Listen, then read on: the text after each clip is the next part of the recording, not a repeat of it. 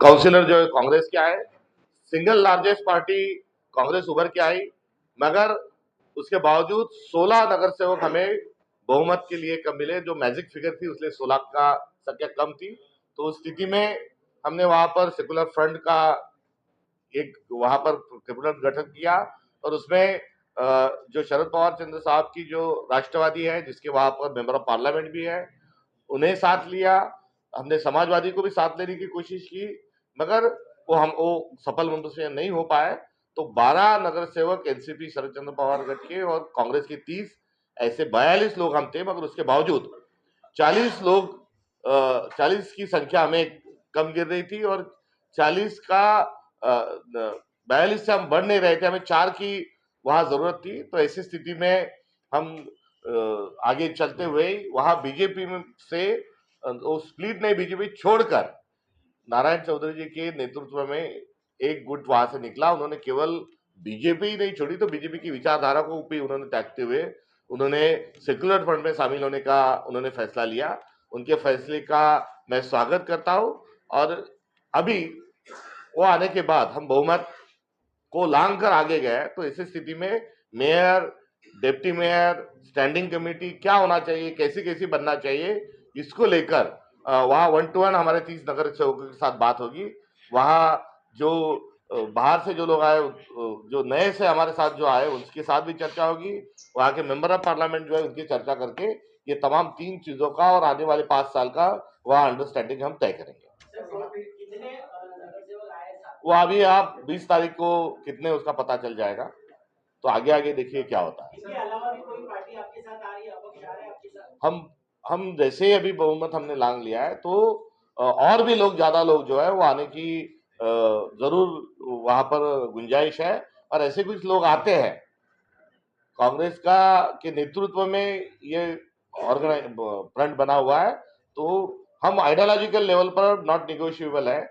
Bharatiya Janata party को छोड़कर, शिवसेना शिंदे गठ को छोड़कर यदि कोई आते हैं तो स्थानिक नेतृत्व के साथ बातचीत करके हुए हम उनका भी स्वागत करेंगे। सत्ता पक्ष ऐसे प्रचार कर रहा है कि कांग्रेस बीजेपी को समर्थन करके वहां पर मेयर चुने जा रहे हैं। उनका प्रोपेगेंडा काम ही है। अब उनका जम नहीं रहा तो वही बोलेंगे। जो भाजपा को छोड़कर जो लोग आए वो आज यहाँ पर मिलने आए, वो बातचीत कर रहे हैं, पीसीसी में उनकी प्रेस कॉन्फ्रेंस हो रही है, तो कहा दूर दूर तक बीजेपी का कोई नहीं, और हम बीजेपी को ही यहाँ पर भी क्रिटिसाइज कर रहे हैं। तो बीजेपी ये काम छोड़ दे, कहीं ना कहीं स्पोर्ट्समैन स्पिरिट लाए, सत्ता का उनका जो इतना अहंकार है उसको त्यागे, यही मेरा अनुरोध रहेगा।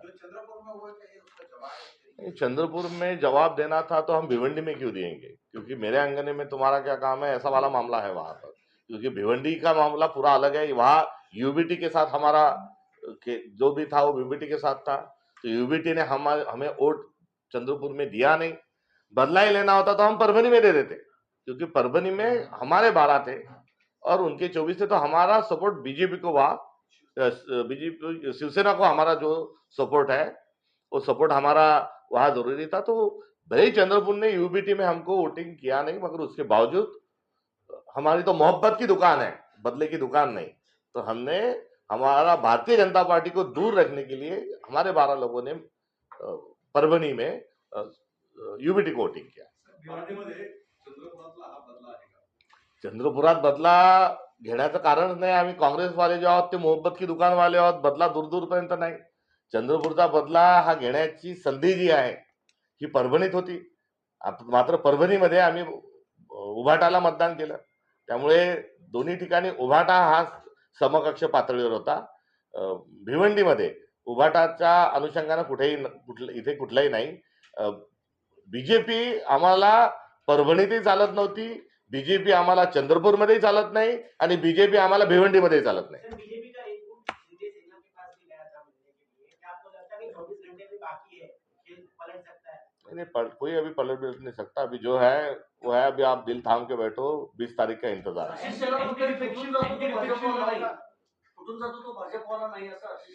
सही, धन्यवाद।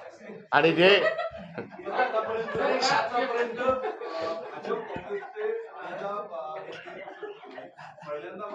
है दूसरा का एक्चुअली देखो, आप जो डिस्कस कर रहे हैं, चर्चा कर रहे हैं, और हम जो यहाँ पे है और जो सपा साहब बता रहे हैं ये प्रैक्टिकली है।